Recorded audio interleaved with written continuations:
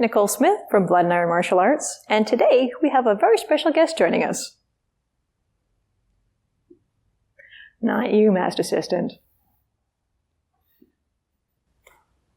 We have Keith Jennings joining us. Hi. How's it going, Nicole? Not bad. Good to see you. Thanks. Keith Jennings is the head instructor for Chicago Combatives. Yep, I teach in Chicago. I am an instructor under Lee Morrison in Urban Combatives, Mike Janich in Martial Blade Concepts, and I teach my own blend of empty hand and blade tactics. Cool, awesome. Well, at Blood and Iron we teach a lot of historical dagger, right. And one of the questions we get asked a lot is, how does this, or does this even apply to modern knife? Okay. So one of the things we might like to look at is, how does that work? Cool, let's explore it. Awesome. Well, the first thing we should probably look at is how we carry our blades. Now, historically, we probably either cross-draw or have it on your hip and pull it out and you're ready to stab. Sure. So how do you guys carry? Cool. Well, in Chicago, if I'm going to carry a fixed blade, I need to keep it concealed. So right now I have inside waistband appendix. So in order to access that, I've got concealed. So the first thing I would need to do is actually clear the clothing, and then it comes right up, usually into a temple index. What this setup also allows me to do, which is nice, is from here I can target the eyes right away with a thrust. So that would be considered my main blade. Of course, carrying a tactical folder is very popular. The problem with that is once it comes out, this thing is not actually in battery, it's not ready to go yet, so I need to have a technique to open the blade to get ready to go. So usually I do that by thumbing it. There's a Spyderco hole right there. I would thumb it, flick, ready to go. Another option, I normally don't carry this many blades on me, this is just for the example, but I also have center line, just off center line carried here. So what this is for is if I'm tied up somehow, my left hand can draw this, ready to go there.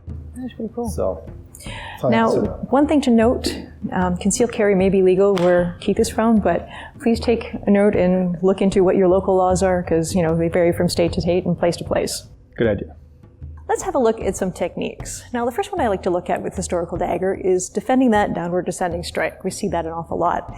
And we probably stab to the wrist. So the way I'd like to handle that, if I'm a little bit late, I'd hook from behind, bring it around, stab. Or if I just happen to be a little bit early, I come in the front, lock, come around, stab. So I'm just curious, what would the modern equivalent of that be? Cool, so we have something very, very similar. Let's get rid of these real fast and I'll show you. All right, so first of all, we got our smaller blades. My blade right here is actually Pakal style blade. It's my own design called the Shycom, where the edge is actually on the inside. So I don't have to worry so much about landing that point because I've got the edge. So I'll demonstrate. So I'll actually move right here if you don't mind, Nicole. So she's gonna give me the stab. So I'm gonna do the same exact technique, but now as soon as I make contact, my edge is on her. So I'm gonna be hooking, passing the outside. As soon as I pull this back, I've cut her. Now from here, my favorite target is the quad. I'm gonna stab into it and pull out. You feel that? Another good target maybe would be to drop this into here, cut through the bicep, and then I could just keep going. So the idea is every time I make contact with this Pakal style blade, I am ripping stuff as I pull it out. Yeah, that is nasty. It is. All right, next technique. Let's have a look at the gut stab. They come in low and aim for your belly. What do we do with that? Generally, what I would do, I try to catch it at the wrist, come around, and go for the stab. Cool. So, modern answer to that is? Yeah, we definitely have a modern answer because this is known as the sewing machine attack. Very, very common way where if someone wielding a knife is going to attack you, so we need to have a very good response. Let's get rid of this. I'm going to use my folder this time. So you've got your blade out, you're going to come in low. I'm going to hook, but notice how I don't actually have a blade touching her. I'm using what's called the puño, the pommel against her wrist. I'm going to monitor her elbow, and I cut her quadriceps. So we're going to do that a little faster. You stab low, take her right there. Cool? Absolutely. All right. Okay, we're going to have another look at the gut stab, but this time unarmed. Okay. Now the historical response to that would be coming in. I'm going to create an X to block it, wrap it, strip it, and stab. Nice. Cool. So in counterblade concepts, you also have an X block. We call it a split X. So instead of having my hands together, we're going to create a funnel. So Nicole's going to stab. I'm creating the funnel here where my left arm is lower towards her wrist. My right arm is high on her bicep. From here, dominant hand, right hand is going to grab her tricep. I'm going to pull her in as I roll into what we call a compression lock. As a compression lock, I would probably just start firing knees, try and shut off this computer, take her down. Yeah, that'll do it. It does. So I have a question. Sure. What happens if we use a longer knife with your split X technique? Good question, because you're right. The medieval manuscripts seem to show the split X are with wrists close together. Modern methods, we have it apart. So let's try it. So you stab low. You can see with this modern split X, this tip is actually very close to me. So it makes sense why the medieval manuscripts would maybe have their wrists closer together. Now conversely, let's get rid of that.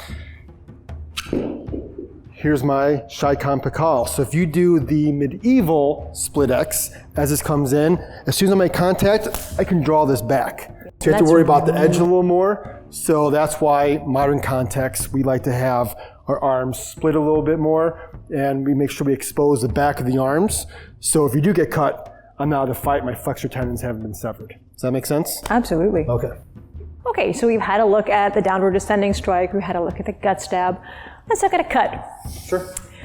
Historically, if you're coming at me with your knife, I would block, grab your throat, step through, wrap, and throw. Nice. Okay?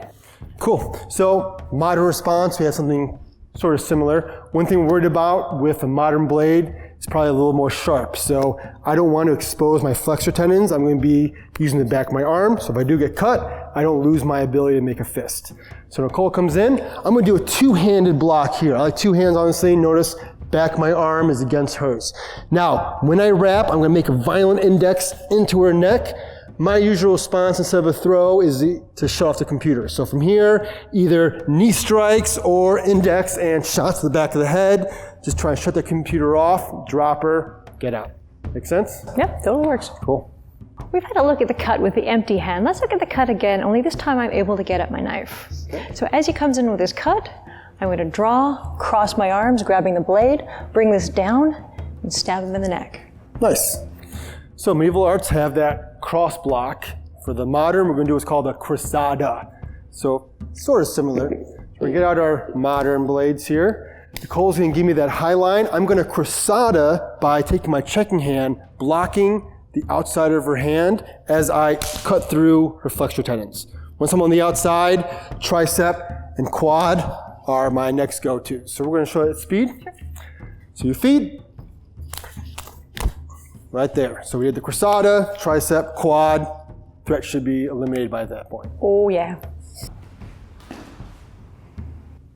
Well, thank you so much for joining us, Keith. No problem. I really enjoyed looking at how the historical turns into the modern. Yeah, me too. I think we showed that there's a lot of concepts that crossed over, but also a lot of self-defense needs are going to be determined by whatever dangers you're going to face. So the dangers we're facing today are going to be a little different than 600 years ago. No doubt. And remember, if you don't put in the training, you're not going to get the result. That's true.